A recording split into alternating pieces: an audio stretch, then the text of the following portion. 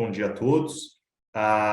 Começando então pelo cenário internacional, olhando para a China, eu acho que, enfim, o Congresso do Partido Comunista Chinês traz uma conclusão óbvia de maior concentração de poder lá, né? Então, a gente tem uma figura concentrando, começando o seu terceiro mandato e concentrando dentro do dito conselho, né, o seu próprio grupo, com muito pouco espaço para contestação.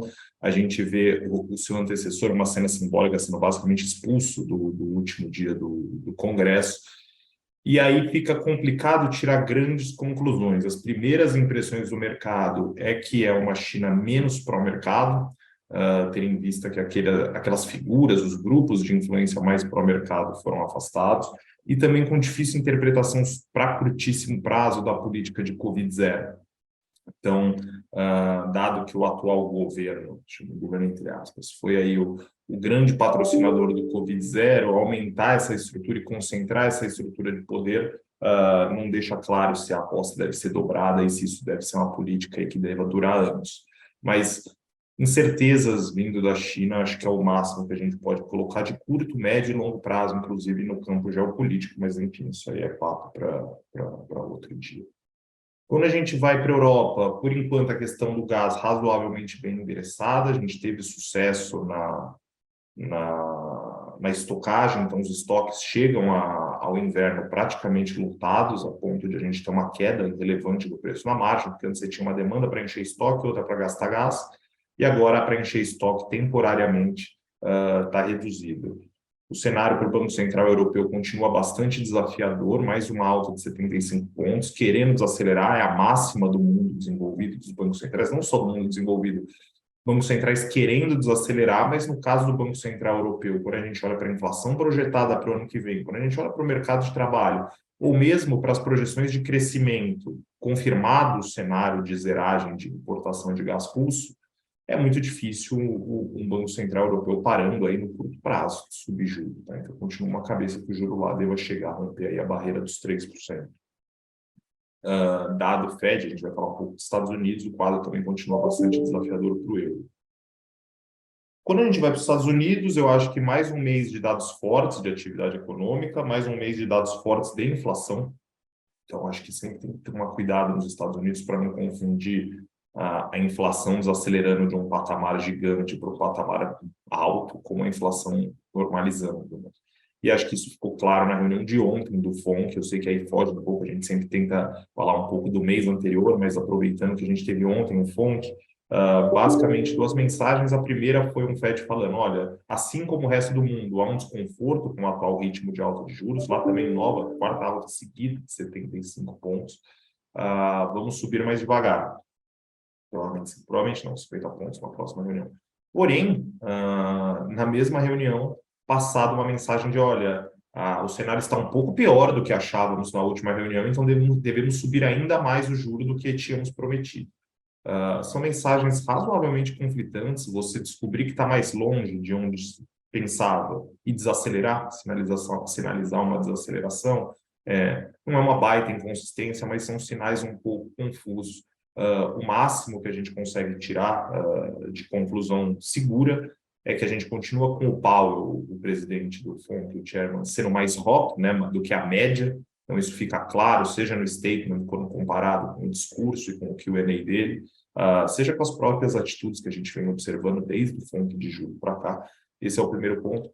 E o segundo, que acho que deriva do primeiro, é que não tem essa garantia, essa certeza de todos do comitê que o juro vai ser maior do que eles achavam na última reunião, tá? Então, acho que quando você está ainda razoavelmente distante do que você acredita ser a terminal e você sugere desacelerar, implicitamente tem uma esperança que o cenário evolua para que você não precise entregar essa quantidade de altas que você está sinalizando. Então, é justo fazer isso quando tem um cenário de muita incerteza, não sei se é o caso nos Estados Unidos, mas para fins práticos, num primeiro momento, o mercado também colocando mais altas, o mercado revisando sua taxa de juros terminal nos Estados Unidos, mas essa simetria dentro do FONC deve garantir que a gente tenha ainda bastante volatilidade de quanto o mercado vai estimar essa terminal à luz aí das próximas reuniões. A gente está falando, lembrando que reuniões a cada 45 dias, pelo menos 3 reuniões subindo o juro ainda é um período muito longo.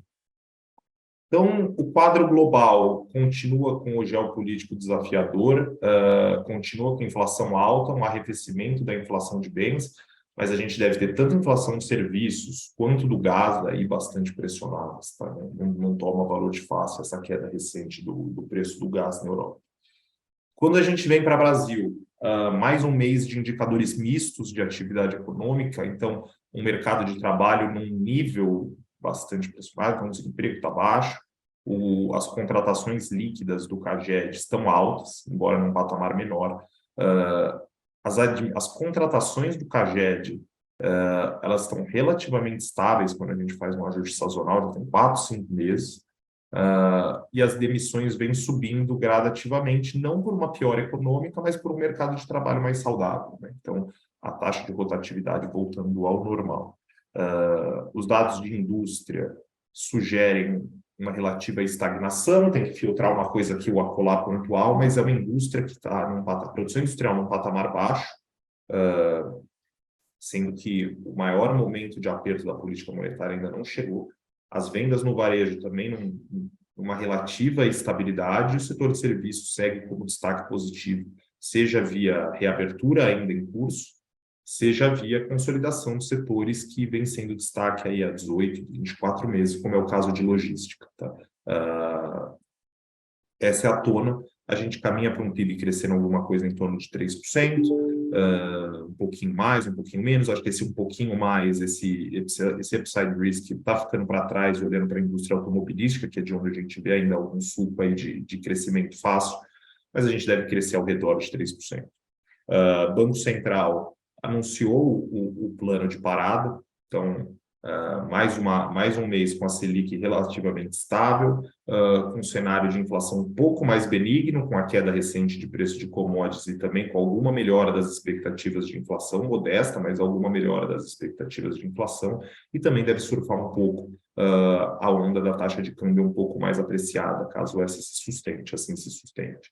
Ainda assim, a gente vê discussão de corte de juros no Brasil, por mais que o Banco Central pondere que é uma pausa, então pode voltar a subir juros, a gente acha que essa página já foi virada, essa história de pausa já acabou, acho que se o Banco Central em algum momento, se o próximo movimento for de alta, acho que vai ser muito mais classificado como um novo ciclo, mesmo que pequeno, do que um ajuste residual do que ficou para trás. Acho que eles estão bem satisfeitos com o impacto do que foi feito e do que deve aparecer nas projeções. A gente acha que a discussão de corte de juros no Brasil fica para a virada do primeiro para o segundo trimestre, podendo ter cortes no segundo tri.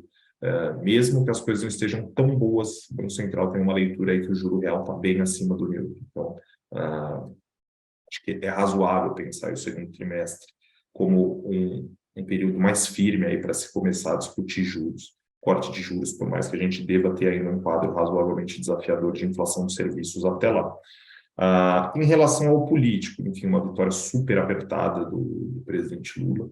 A vitória dele era esperada uma vitória apertada, mas acho que é justo dizer que foi mais apertado do que se esperava. O presidente Bolsonaro conseguiu converter aí 70% dos votos entre os indecisos, o que mostra que já a corrida para o voto útil no primeiro turno tinha sido para valer no presidente Lula.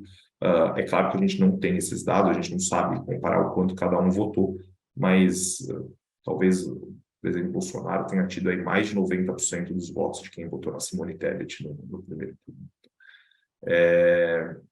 O que torna, inclusive, politicamente para a senadora desafiadora aí os próximos 4 anos em relação a esse eleitorado que ela podia ter conquistado. O que esperar? Acho que os primeiros sinais, primeiro, como termina o governo Bolsonaro, como começa o governo Lula.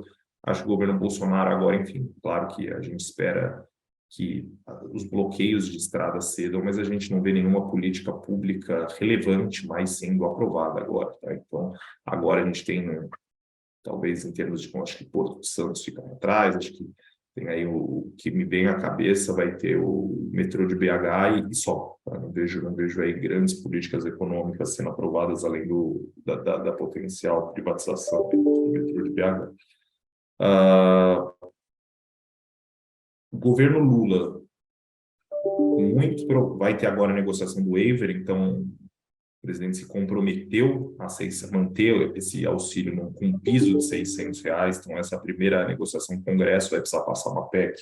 Os primeiros sinais estão sendo positivos, a gente vê uma disposição do presidente Arthur Lira, que reconheceu o resultado, se colocou à disposição do presidente Lula, desde que na linha da mensagem passada pelas urnas, de uma economia com um Estado menor, e o presidente Lula também já fez algumas concessões, matéria nos jornais hoje, já falando do governo aceitar manter os RP09, que a imprensa chama de orçamento secreto, desde que fiquem repaginados. Então, a gente deve ter aí algum consenso para aprovação dessa PEC com esse waiver, de repente com algum acordo implícito de apoio à reeleição do Lira. A discussão vai ser sobre o tamanho do cheque. Eu acho que se o cheque for mais de 100 bilhões de reais, um waiver, seria um sinal ruim para as contas públicas. Tá? Você dá um waiver de 1% do PIB, numa economia que vai estar com um juro real em torno de 5% e crescendo, ou otimista, vai ser muito otimista, é uma economia que vai estar crescendo 2% na média aí nos próximos anos, dado que ano que vem deve ser bem desafiador, dado pelas condições financeiras globais, condições financeiras no Brasil e desaceleração dos principais pares comerciais.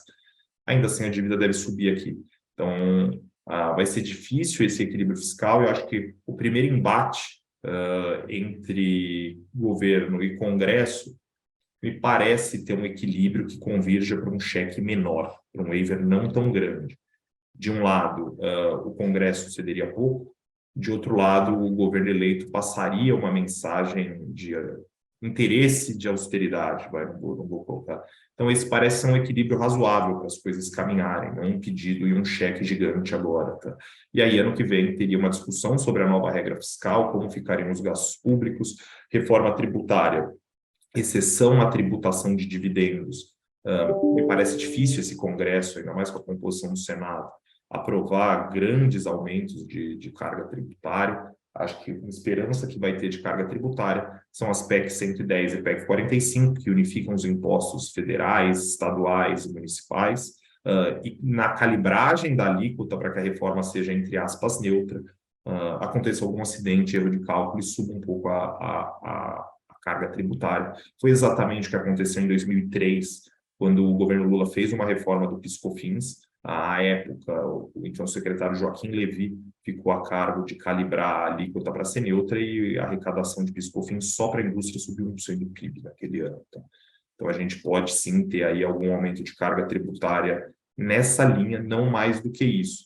Então, vai ser um governo que vai ter um desafio fiscal grande pela frente, dada as promessas de gasto. Acho que o simples fato de consolidar esses R$ 600 e ainda a sinalização que é um governo que quer aumento real do salário mínimo todo ano, vai ser um governo vai ser um cenário bastante desafiador para governo fiscal e mercados.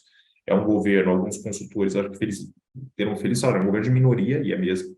A base da esquerda é muito baixa, e a base negociável, tirando aqueles deputados e senadores que a gente convencionou chamar de bolsonaristas, né? Então, aqueles que não têm negociação com o PT, que vão ser uma oposição 100% a tudo que o governo colocar, o desenho regional tornou custoso para políticos de Centro-Oeste e Sul, especialmente Paraná e Santa Catarina, votarem com o governo.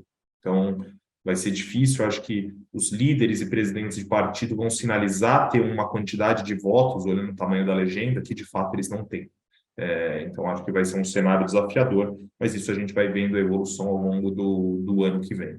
As nossas expectativas, então, é para um Banco Central cortando o juro no segundo trimestre do ano, começando um corte de juro, não conseguimos visualizar hoje muito mais forte do que tem na curva.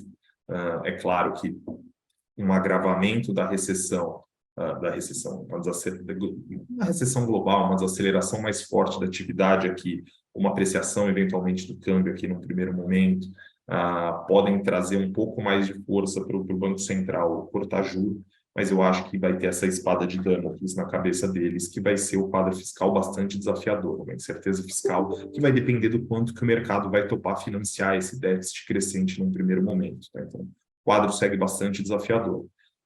Eu acho que são essas são as nossas primeiras impressões do pós-eleição. Ficamos agora no aguardo da composição do ministério, obviamente o nome que vai tocar a economia. Como nesse call mensal, acho que não vale a pena especular muito. O que eu posso adiantar as coisas convergem para ser um quadro de confiança do presidente Lula. Acho que isso é por definição, você não coloca um ministro que... Acho que esse foi o primeiro governo que a gente teve ministros que não eram de estrita confiança.